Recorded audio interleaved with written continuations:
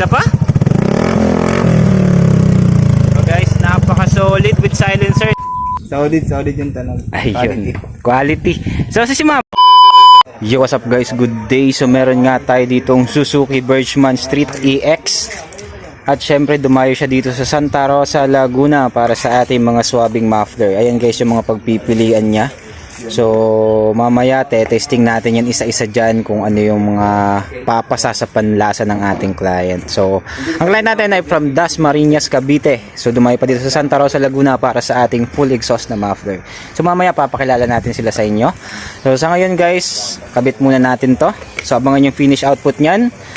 Suzuki Birchman Street EX.